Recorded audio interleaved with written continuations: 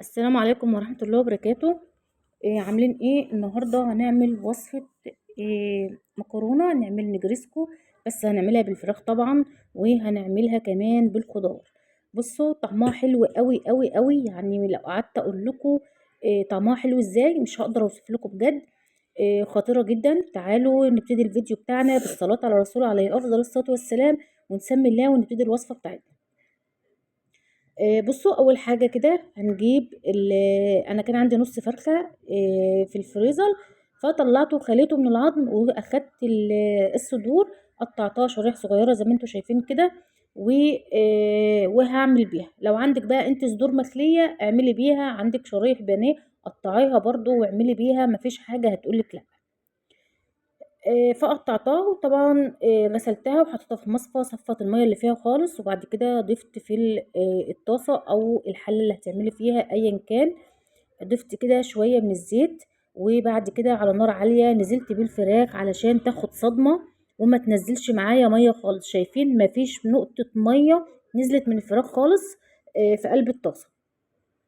هبتدي اشوح فيها لغايه ما تاخد لون ذهبي معايا حلو كده. وطبعا العين التانية انا بسلق المكرونة. طبعا الكمية بقى اللي انت حباها.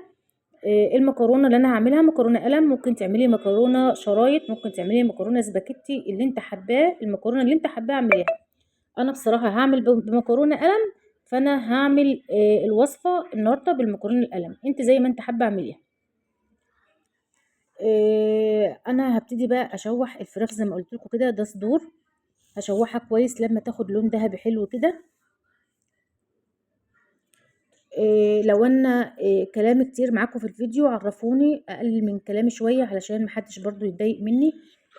لو انتوا شايفين ان انا بشرح كويس عشان افهمكم بس التفاصيل بتاعه يعني بتاعه الوصفه، علشان الاكل يكون معاكم مظبوط.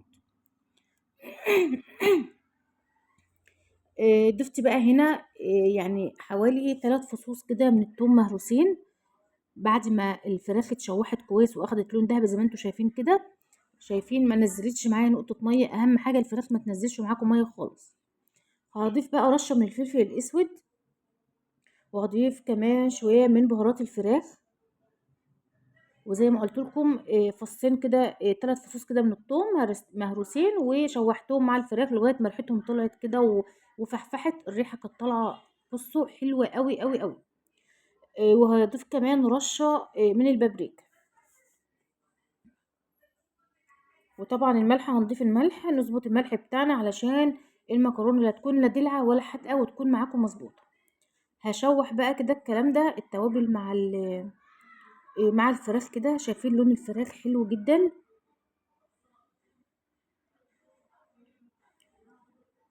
هوسع بقى كده وهنزل بكوبايه من البسله. تمام، البسله دي كانت عندي في الفريزر، طبعا انا بمخزناها بس مش بضيف مش بسلقها ولا اي حاجه، طبعا ببقى يعني هي مغسوله ومتفرزه بس، مش مسلوقه ولا اي حاجه. انت لو عندك بقى في الفريزر طلعي واعملي منها من غير ما نسلقها ولا اي حاجه خالص. هنزل بالبسله وهبتدي اشوح كده كويس مع برضو النار ما تكونش هاديه قوي، عشان البسله برضو تاخد صدمه كده وما تنزلش اي سوائل خالص. شايفين شكل الفراخ مع البسله حلو قوي، والريحه كانت طالعه بجد كانت جميله جدا. مكرونه حلوه جدا جدا ومشبعه، وكمان غرقانه كده بالصوص البشاميل. وحلوه قوي، جربوها ان شاء الله هتعجبكم. لو انتوا وصلتوا الفيديو معايا لحد هنا اعملوا لايك كتير للفيديو، وكومنت حلو منك، وما تنسوش تصلوا على الرسول عليه افضل الصلاه والسلام في الكومنتات تحت. وبس كده، وهنضيف بقى كده رشة يعني نص معلقة صغيرة كده من الملح، مش كتير. هنا كنت بقول لكم الريحة طالعة خطيرة خطيرة. بس ههدى عليها النار بقى شوية، وهسيبها البسلة مع الفراخ كده تتشوق، يعني ايه، يعني حوالي 5 دقايق كده عشان البسلة بس تستوى شوية. هنا خلاص كانت البسلة استوت والفراخ تمام والريحة طالعة حلوة قوي. هشيل بقى ده كله كده في طبق على جنب بقى كده، عشان هنعمل صوص البشاميل. في نفس الطاسه اللي احنا عملنا فيها هننزل معلقه كبيره كده مليانه من الزبده، وعليها شويه من الزيت.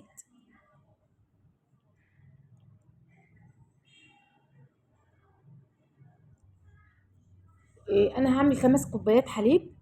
هضيف عليهم 4 معالق كبار مليانين كده من الدقيق.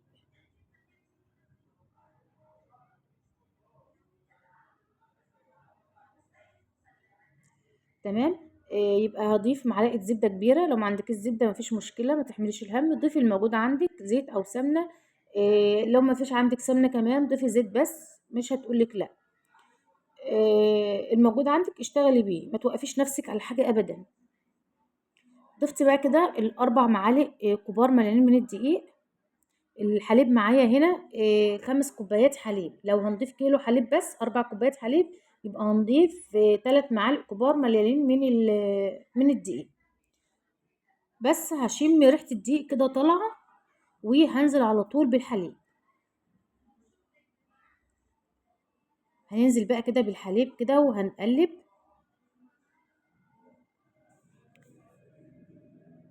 وصفة لذيذة جدا جدا، جربوها ان شاء الله هتعجبكم. طعمها حلو قوي قوي يعني، بصوا جربوها وانتوا هتعرفوا ان انا بقول لكم طعمها حلو.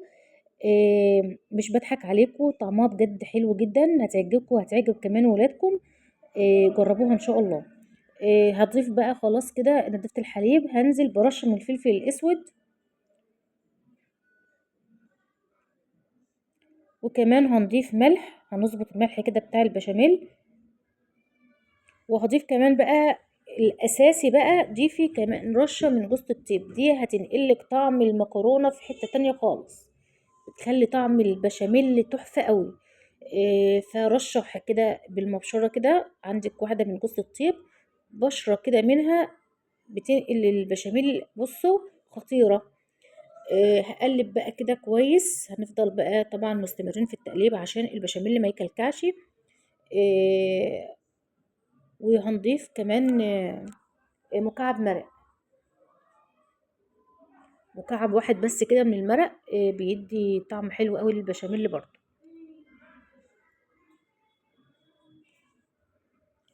بس هفضل اقلب فيها بقى خالص لغايه ما البشاميل كده يستوي ويطلع، يعني يبقبق معايا كده، فاهمين؟ يطلع زي فقاعات كده.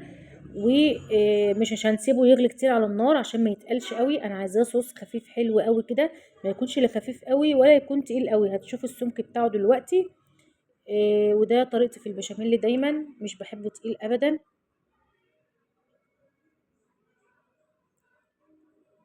ناس كتير جربت البشاميل، مكرونه البشاميل باللحمه المفرومه، اللي انا بعملها، وعجبتهم جدا جدا، مع ان ما كانتش بتنجح معاهم، والحمد لله بقيت بقى بيعملوها وببقوا مبسوطين منها جدا، وربنا يحسن ما بين ايديكم جميعا يا رب.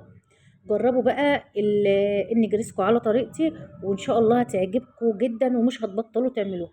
خلاص كده البشاميل اللي معايا جاهز، هنشيله بقى كده، نطفي ونشيله من على النار. هنزل بقى كده بالمكرونه، انا كنت مزوده مكرونه شويه بس، يا ريتني ما زودت، يعني المفروض كنت اعمل كيس واحد بس. فكنت زودت كمان شويه، فمش مشكله، هشيلهم في التلاجة، ابقى احط عليهم شويه صلصه او اي حاجه والعيال ياكلوهم خلاص. هنزل بقى بالبسله مع الفراخ. انت لو حابه تزودي فراخ عن كده زودي طبعا براحتك. ده اللي كان موجود عندي وقضيت بيه وعملت بيه والحمد لله. الوصفه كانت حلوه قوي ومشبعه جدا. بس كده هنزل بقى كده عليهم نص كده، نص البشاميل كده، انزل عليه شويه حلوين كده عشان اقلبهم مع بعض.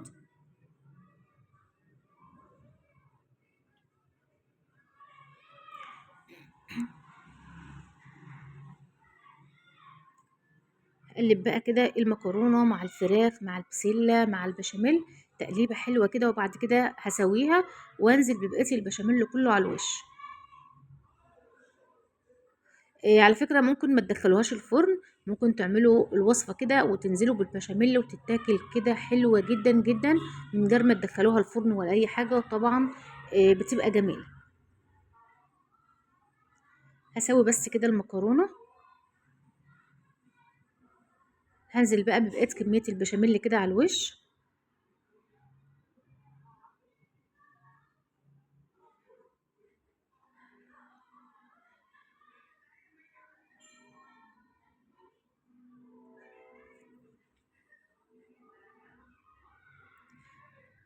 خلاص كده عندي بقى، كان عندي يعني شوية صغيرين كده من الموزاريلا في الفريزر طلعتهم، اديتهم بس بشرة كده على المبشرة، عشان تفلفل معايا شوية، وهنزل بيها على وش كده المكرونة. دول الشوية اللي كانوا عندي بصراحة. فانا ما اشتريتش بقى، عملت بالموجود عندي زي ما انا بقول لكم. الموجود عندك اعملي بيه، ما توقفيش نفسك على اي حاجة ابدا، والحاجة هتطلع معاكِ حلوة. سمّي الله كده وأنتِ شغّالة، واستغفري ربنا، ودايمًا صلّي على الرسول عليه أفضل الصلاة والسلام، والحاجة هتطلع معاكِ قمر وزي الفل وبألف هنا. خلاص كده، هي كده تمام. هادخّلها بقى فرن البوتاجاز. هاولّع عليها من تحت، هاهدّي النار، وهاولّع عليها من الشواية هاهدّي برضه النار لغاية ما تاخد اللون القمر ده. وبعد كده نطلّعها. بُصّي juicy، سايحة في البشاميل، طعمها خطير أوي، أوي. يعني بُصّوا، مش قادرة أقول لكم طعمها عامل إزاي، جميلة جدًا، جرّبوها إن شاء الله هتعجبكم. وصفة لذيذة وبسيطة. آآ وبُصّوا، يعني صدر فرخة، عملنا صينية مكرونة محترمة أهوّة.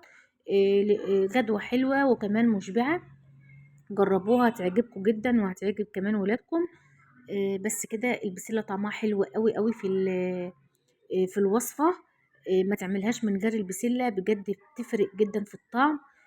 بس كده، وده الفيديو كان بتاعنا النهارده، يا رب الفيديو يكون عجبكم. ما تنسوش تعملوا لايك للفيديو، وإن شاء الله أشوفكم في فيديو جديد. مع السلامة.